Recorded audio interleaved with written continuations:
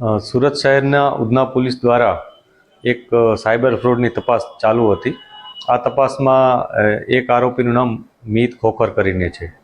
ત્યારબાદ એક ફરિયાદી પોલીસ પાસે આવે છે અને એણે એવી ફરિયાદ આપી કે આ મીત ખોખરને એણે 39 લાખ રૂપિયા આપ્યા હતા કે જે 39 લાખ રૂપિયા મીતે એવું પ્રોમિસ કરીને એની પાસેથી લીધા હતા કે એને 5 થી 7% વળતર દર મહિને આપશે। અને આ રૂપિયા એણે કેશમાં લીધા હતા અને એને એવી સ્કીમ આપી હતી કે એ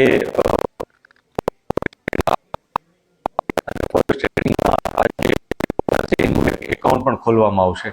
આ પ્રકારની એને સ્કીમ આપી હતી। ભોગ બનનારે જ્યારે મીતને કીધું હતું કે મને આ ફોરેક્સ ટ્રેડિંગ વિશે અથવા અલ્ગો ટ્રેડિંગ આના વિશે મને બહુ જાણકારી નથી, ત્યારે મીતે કીધું હતું કે આ બધી ચિંતા તું છોડી દે, મારું કામ એ છે કે જે પણ તારા પૈસા આવશે એને ફોરેક્સમાં કન્વર્ટ કરી એના એક પ્લેટફોર્મ ઉપર મૂકી અને એના ઉપર ટ્રેડિંગ કરવાનું।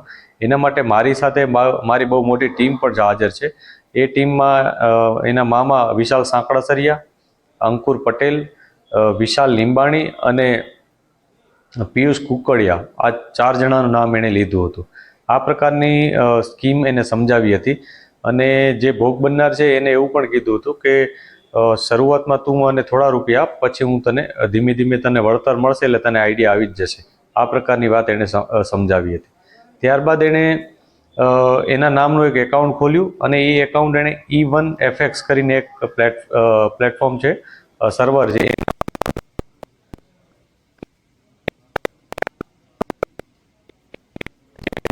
5 કરીને એક એપ્લિકેશન છે એ ડાઉનલોડ કરાવી દીધી અને એમાં જે ભોગ બનનાર છે પોતાનું આખું એકાઉન્ટ જોઈ શકતો હતો। જેમ સ્ટોક એક્સચેન્જના અલગ અલગ એપ્સમાં આપણે જોઈ શકીએ જે આપણા એક્સચેન્જમાં આપણી ટોટલ ડિટેલ, આ ઉપરાંત એમાં કેટલીક કેન્ડલ્સ પણ હોય છે જે ઉપર નીચે થતી રહેતી હોય છે અને એ રીતના જે યુઝર છે પોતાની તમામ ડિટેલ જોઈ શકે। એ પ્રકારની જ એપ્લિકેશન આ લોકોએ આને ડાઉનલોડ કરાવી હતી અને જે યુઝર તરીકે જે ભોગ બનનાર છે એ જોઈ શકતો હતો, પરંતુ પોતે કોઈ ટ્રેડિંગ નહોતો કરી શકતો, ન તો પોતે કોઈ એમાંથી વિડ્રોવલ કરી શકતો અને જ્યારે જ્યારે એને વિડ્રોવલની જરૂર પડે ત્યારે એને કેશ એમાઉન્ટ અપાવી દેતો હતો આંગળીયા મારફત। આ પ્રકારનું આખું એક ઘટના બની હતી અને ત્યારબાદ ઘણો સમય એણે આવી રીતના ફેરવ્યું। ત્યારબાદ એને એવું પણ લાલચ આપી કે અત્યારે તને 7 થી 7% જેટલું વળતર મળે છે, તું આ જ એકાઉન્ટ, આ જ વસ્તુ, આ જ પ્લેટફોર્મ છે એને એમના બીજા સર્વર સિક્યોર એફએક્સ કરીને એમનું બીજી ફોર્મનું સર્વર છે એનામાં શિફ્ટ કરી દે તો તને 8 થી 12% એને પાસે વધારે પૈસા મેળવી લીધા અને એ પૈસા પણ એ લોકોએ કેશમાં જ મેળવ્યા હતા અને એને ફોરેક્સનું જે ટ્રેડિંગ કરવાનું એમાં ટ્રાન્સફર કર્યા હતા। આ પ્રકારની હકીકત ભોગ બનનારે જણાવી। પછી શરૂઆતમાં થોડાક પૈસા પણ આપતા, જ્યારે પણ એને પોતાની માંગણી કરતો પૈસાની અથવા નફાની, ત્યારે એને થોડા ઘણા કેશ આપી દેતા અને એનું કોન્ફિડન્સ બનાવી રાખતા અને છેવટે જ્યારે ઘણો સમય થઈ ગયો પછી એકવાર એણે બધા પૈસાની માંગણી કરી તો એ લોકોએ કીધું કે થોડાક દિવસ રોકાઈ જા અને ત્યારબાદ એને અચાનક એવું કીધું કે અત્યારે ઇન્ટરનેશનલ અલગ અલગ ઇન્સિડન્ટ્સ એવા બન્યા છે કે અચાનક તારું એકાઉન્ટ ઝીરો થઈ ગયું છે અને ઝીરો થઈ જવાથી એણે કીધું કે તારા તમામ પૈસા ધોવાઈ ગયા છે। એમ કરી અને ભોગ બનનારને સાથે છેતરપિંડી કરી, એનો વિશ્વાસ મેળવ્યો, એના સાથે ધોખાધડી કરી છે અને આ કારણે ભોગ બનનારે આવી અને પોલીસ ફરિયાદ નોંધાવી છે। આવી રીતના અમે બહુ બધા લોકોનો સંપર્ક પણ કર્યો છે કે જે આવી રીતના ભોગ બન્યા છે। મારી મીડિયાના મિત્રો મારફત અપીલ પણ છે, મિત્રો આવી રીતના ફોરેક્સ ટ્રેડિંગના નામે આવા કોઈ વ્યક્તિના સંપર્કમાં આવ્યા હો અને ભોગ બન્યા હો તો અવશ્ય પોલીસનો સંપર્ક કરો। આપના જે પણ એવિડન્સીસ હશે, જે પણ રજૂઆત હશે એ મુજબ જે પણ કાયદેસરની કાર્યવાહી થઈ શકે એ અમે કરીશું, કેમ કે અનેક લોકો આના ભોગ બન્યા હોઈ શકે એવું અમારું ચોક્કસપણે માનવું છે।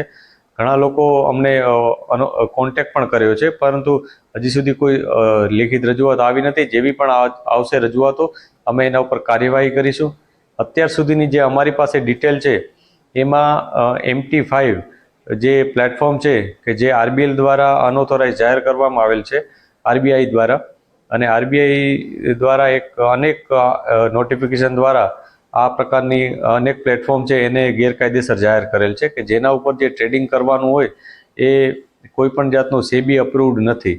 જે પણ ટ્રેડિંગ થતા હોય છે સેબી અપ્રુવડ પ્લેટફોર્મ ઉપર જ થતા હોય છે. એના સિવાયના જે પણ હોય છે એનું કોઈ કોન્ફિડન્સ લીગલ બેકગ્રાઉન્ડ નથી હોતું. અને અત્યાર સુધી અમારા ઇન્વેસ્ટિગેશનમાં એવું જણાયું છે કે આ લોકો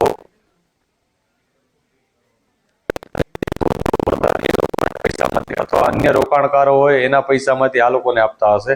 અને જ્યારે ખૂબ મોટી અમાઉન્ટ ભેગી થઈ જતી હશે ત્યારે અચાનક જ બધાના પૈસા ઝીરો કરી દેતા હશે. અને આ જે ટ્રેડિંગ એકાઉન્ટ છે એની પણ અમે તપાસ કરી રહ્યા છીએ. આમાં ઇન્વોલ્વ જે પણ વ્યક્તિઓ છે, જે પણ ટેકનિકલ જે પ્લેટફોર્મ્સ અને એ છે એની પણ અમે તપાસ કરી રહ્યા છીએ. અમારી ફરીથી લોકોને અપીલ છે કે જે રીતના આ ભોગ બનનારે પોતાની 39 લાખ રૂપિયાની જે ફરિયાદ નોંધાવી છે અને પોતાનો જે રજૂઆતો કરી છે એ મુજબ આપ પણ અમારો સંપર્ક કરી શકશો અથવા આપના કન્સર્ન પોલીસ સ્ટેશનમાં જઈ અને આ બાબતની જાણ કરી શકશો.